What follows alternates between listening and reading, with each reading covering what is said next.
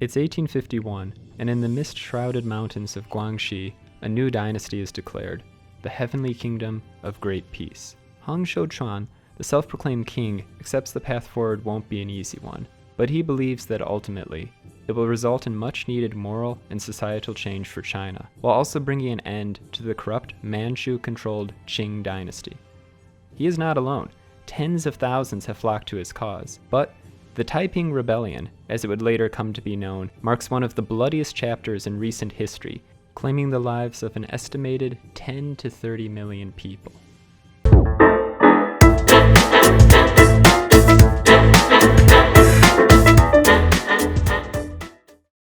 Oh, and just a quick note about flags here, or more specifically, this one. You may have seen it before. I consulted with friends from Peking University and the Institute of Qing History at Renmin University of China, and while this flag may have been used in some form or another, it probably wasn't the main banner of Taiping rebels or the Kingdom of Heavenly Peace. That, more than likely, was just a yellow banner, which may or may not have contained information about a specific general, the kingdom, etc. There probably were quite a few variations used here, the only consistent thing being the color yellow, mostly. And because of all that, I just went with a simplified version using the character Tian for heaven. So yeah, with all that out of the way, let's get back to the episode. In the mid-19th century, Qing dynasty China was having a rough go of it. Plagued by a series of natural disasters and humiliated in the First Opium War, it now faced the very real possibility of a nationwide famine, as countless peasants abandoned their lands, largely due to heavy taxes and the increasing cost of rent, which already worsened the existing trade imbalance with Western powers.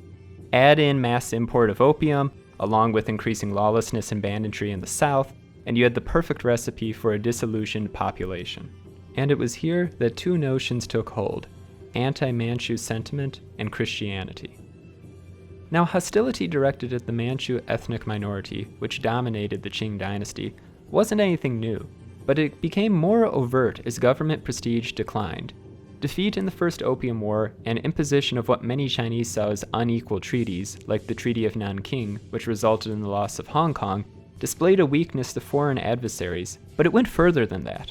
Imperial forces like the Green Standard Army had shown they were ill-equipped, lacked training, morale, and often motivation or good leadership, all of which meant they could not deal with growing social unrest and crime throughout the countryside, stoking public opinion about the current dynasty's ineffectiveness at home as well. Then you had Christianity. Now, this wasn't anything new either. The religion's presence in China was recorded as far back as the Tang Dynasty in the 7th century. But what was new was the rapid growth of missionary activities in the wake of the First Opium War. Chinese converts zealously worked on translating the Bible, and importantly crafted their own religious materials. One such being the 9-part, 500-page tome, Good Words to Admonish the Age, which aside from including a translated version of the New Testament, along with a select few homilies, criticized traditional Chinese beliefs and the Qing dynasty itself. It was by no means the only such to do so, but it was the one that found its way into the hands of a man preparing for China's demanding civil service exam, Hong Xiuquan. He briefly flipped through and then pretty much forgot about it. A bit anticlimactic, I know, but Hong had more important things on his mind. Having devoted himself to study from a very young age, he hoped to enter government bureaucracy, bringing wealth and status to his family. By all accounts, he was a very intelligent young man, and even placed first in entry-level examinations. Nevertheless, while in Canton, modern-day Guangzhou, he failed the imperial exams and was forced to return home, where he found work as a laborer. This wasn't really that surprising, considering the pass rate was allegedly less than 1%. But in 1836, he was back to retake the exam. He failed again. Distraught, he tried next year and failed. No, God! No, God, this was too much for Hong, no, and he apparently suffered a nervous breakdown, leaving him bedridden and delirious. It was in this state, however, that Hong claimed to have a vision, where he met a tall man in a black robe with a golden beard. The man complained to Hong about the world being overrun with demons, and handed him a sword and golden seal to eradicate evil. Hong wasn't alone. He apparently had a family of sorts in this other world, which included an older brother who assisted him in his many fights with demons and the King of Hell. Victorious, Hong took a wife and had a child before returning to Earth. From his family's perspective, the actual one back in China, Hong had remained in his bed, stricken with fever and yelling about demons, while sometimes also claiming to be the Emperor of China. When he finally did awaken and tell his family, along with some people in the village, they all thought he had gone insane. For his part, Hong tried putting the episode behind him and pursued the civil service exam again. After yet another failure, though, while at home, a cousin of his pointed to Hong's long-forgotten copy of Good Words to Admonish the Age. Hong decided to re-examine it, and soon realized something. He was the second son of God, and he was here to save China. Hong began his newfound crusade by burning all Confucian and Buddhist texts in his family home. He then began preaching to members of the community about his vision, and found a number of converts among the Hakka minority to which he himself also belonged. The Hakka, a Chinese subgroup that may have originally lived in the Yellow River Valley before migrating south, were known as guest people. The name denotes them from the native population, with whom they never fully assimilated. As conditions in the region worsened in the 18th and 19th centuries, with land becoming more scarce, feuds between the two groups increased, as did intercommunal violence. And perhaps, because of this, many Hakka were receptive to Hong's message that challenged the established order. With a small group of followers, Hong set forth, destroying holy statues and shrines in rural villages before eventually being forced to leave by enraged community elders. He traveled along with some of his followers to neighboring Guangxi before returning to Canton to study with an American Southern Baptist missionary. In his absence, Hong entrusted Feng Yunshan, a schoolmate and early convert, to continue his work in the region. And that's exactly what Feng did, traveling deeper into the Thistle Mountains, preaching and baptizing new converts as he went. Eventually, he gathered enough followers to found the Bai Shangdi Hui, or the God-worshipping society, which combined Hong's religious ideals with a program of social reform. And, as important as the religious component is here, the support provided by the God-worshippers to the Hakka, who increasingly found themselves the target of structural violence, goes a long way to explain the organization's rapid growth. Feng did encounter problems, though. He was kidnapped twice and only returned to Guangxi along with Hong in 1847. Once getting back, they encountered two individuals from within the God-worshippers that, like Hong, claimed to be able to enter a trance-like state that enabled them to speak as members of the Holy Trinity. Hong investigated these claims and eventually determined them to be genuine. So, with that out of the way, the God-worshippers began to hold large, revival-style meetings which attracted thousands. Hong's message was multifaceted. There unquestionably was Christian fundamentalist components here, but it wasn't just that simple. What Hong preached was a new, dynamic Chinese religion that drew upon an interpretation of Shangdi, the belief in a supreme or highest deity in classical texts. And therefore, he was able to present his movement as seeking to restore an ancient belief system. It also coupled a hatred of the Manchu, the Qing dynasty, and traditional Chinese beliefs with a desire for radical societal reform that some later would argue represented a form of primitive communism.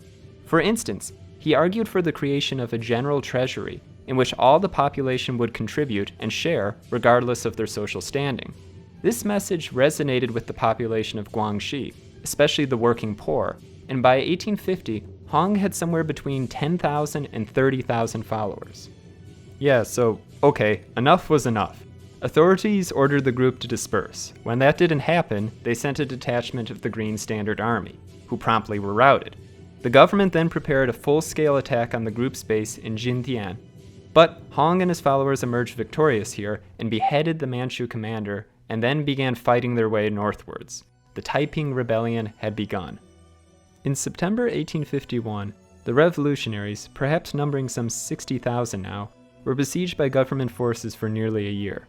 Managing a breakthrough in August 1852, they pushed north again toward the Yangtze River Valley, capturing Wuchang that December, part of the modern-day city of Wuhan.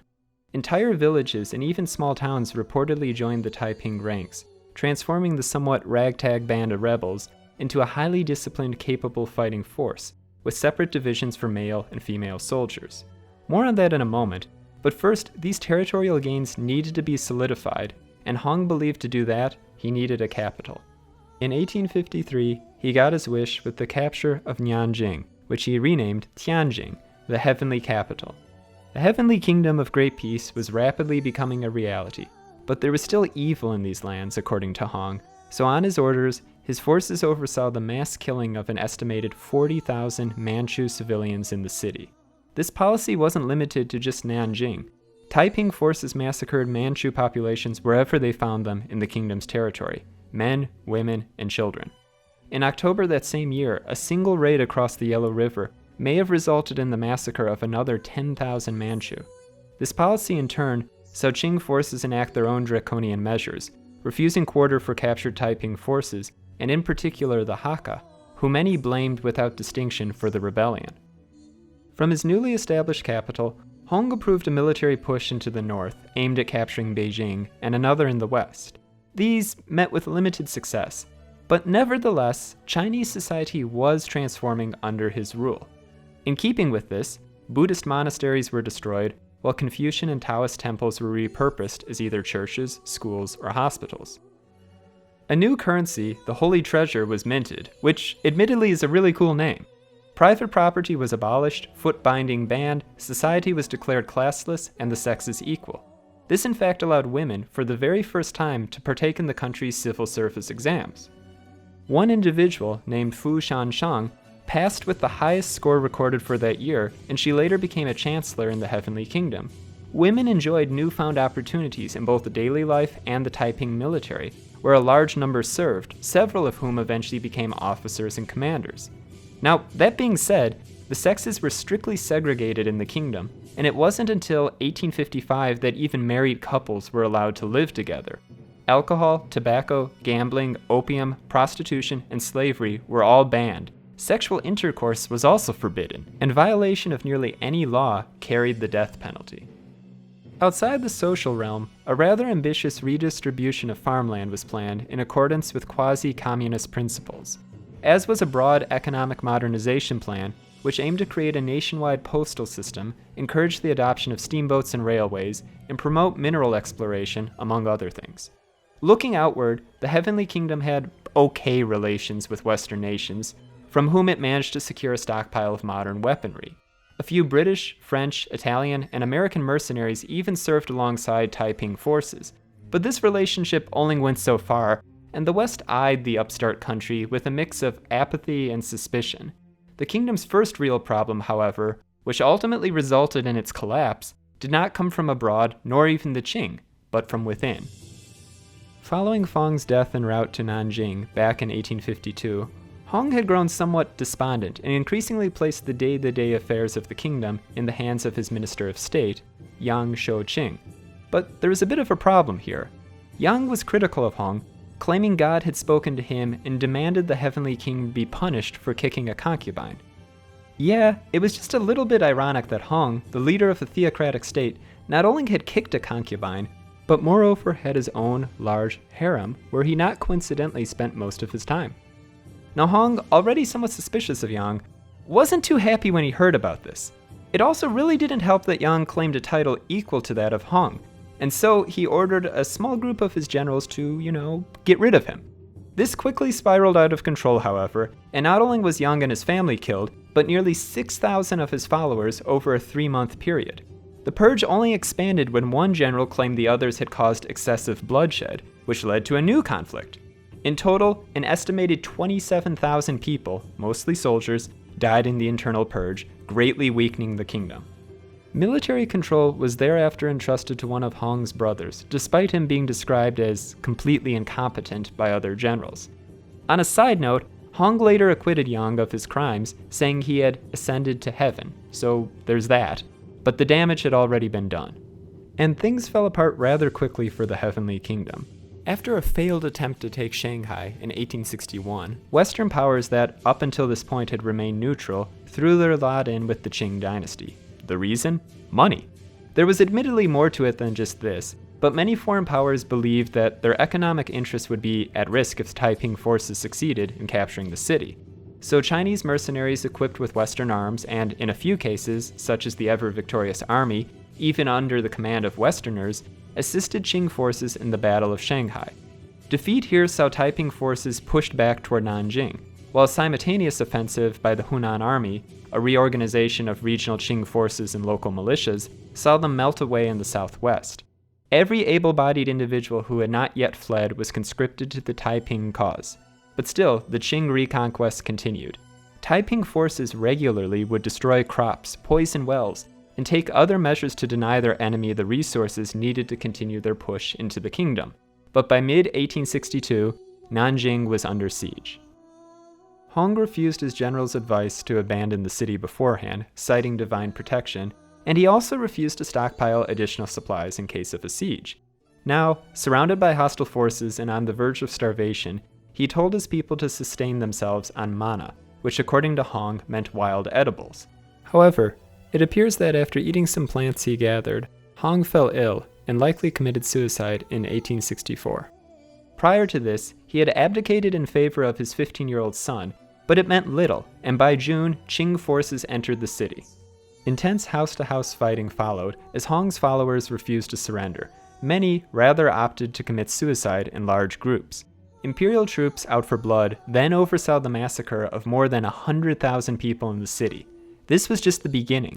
After the Heavenly Kingdom's collapse, Qing forces launched a wave of violence against the Hakka people, reportedly killing up to 30,000 a day at one point. Isolated pockets of Taiping resistance still remained, but by 1871, the last of these, in China at least, was wiped out.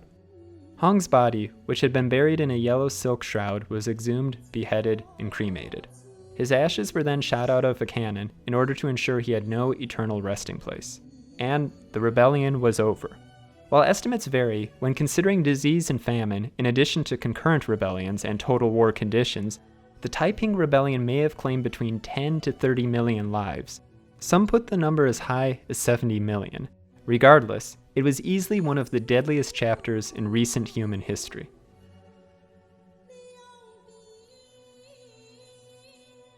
Thanks everyone for listening to this episode of Ghost Countries. Now, the Taiping Rebellion is a very interesting but often overlooked part of Chinese history. From a Western perspective, the later Boxer Rebellion definitely gets more attention. And that makes sense because of its impact on Western countries and Japan, which were then operating in China. However, the Taiping Rebellion is a really significant part of Chinese history. When I was talking with friends from China and doing research for this episode, it's really interesting to see how there is this mixed look at it. There is no sidestepping the less than ideal aspects that came along with the rebellion. Total warfare, massive civilian casualties, and an oppressive theocratic state later set up by the Taiping rebels themselves. However, there are also those who still look at it as a reformist society. They tried doing things such as land reform, gender equality, modernization, and more importantly, they challenged the Qing Dynasty, which at that point was extremely corrupt and falling apart at the seams. So in modern China, there is this nuanced look that recognizes the dualistic nature of the rebellion. And it's interesting to see how that still plays into Chinese discourse today. Anyway, thanks again for watching this episode. If you haven't already done so, please subscribe to the channel, like this video, and if you have any suggestions for future videos or would like to see more content, whether it be in China, Asia, or elsewhere, please feel free to let me know.